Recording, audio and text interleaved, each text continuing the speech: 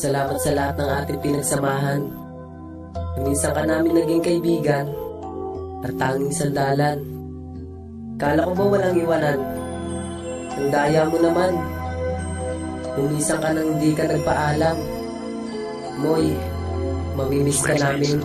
At hindi ba ang sabi mo'y wala nang iwanan? Ba't nauna ka sa langit at umakyat sa hagdan? At ang sabi mo'y wala nang hiwalayan. Lahat tayo'y makakaraos sa kahirapan. Kaming lahat nagsama-sama at nakikiramay. At di ba ayaw mo magkaroon ng away? Dahil sa kakulitan mo yan tuloy nangyari sa'yo, iniwan mo ang pamilya at barkada mo. Lahat kami nagluluksa nang bigla kang nawala. Binaril ka sa kalsada at iniwan na lang bigla.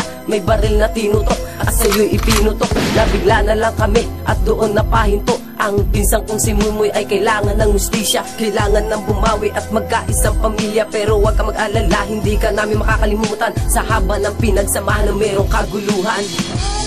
Pinsan, ang gara mo naman. Bakit mo naman kami iniwan? Pero sana, kahit nasan ka man ngayon, masaya ka na. At huwag mong papabayaan yung sarili mo. Para sa amin, mananatili kang buhay sa aming puso at isipan.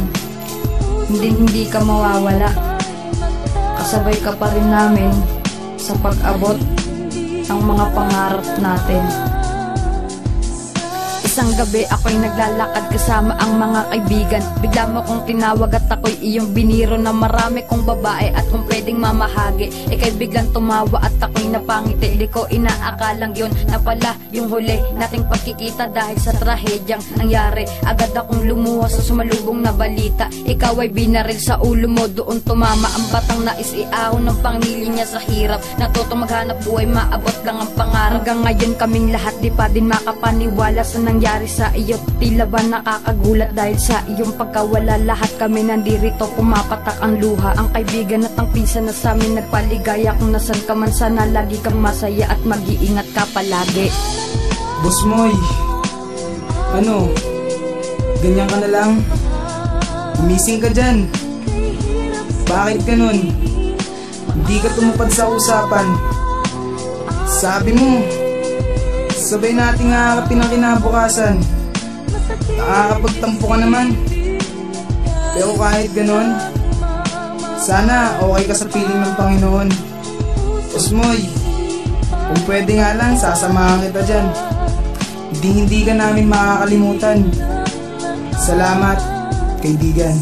Kaibigan ko, bakit ganun? Hindi ka nagpaalam na ika'y mawawala sa ating samahan. At ako'y natulala at hindi ko matanggap na bigla na lang kami sa nakinig naming balita na patay ka na. Wala na daw kaming maaabutang hininga sa iyong mga mata. Agad kaming nagtungo, pangyayaring kay sama.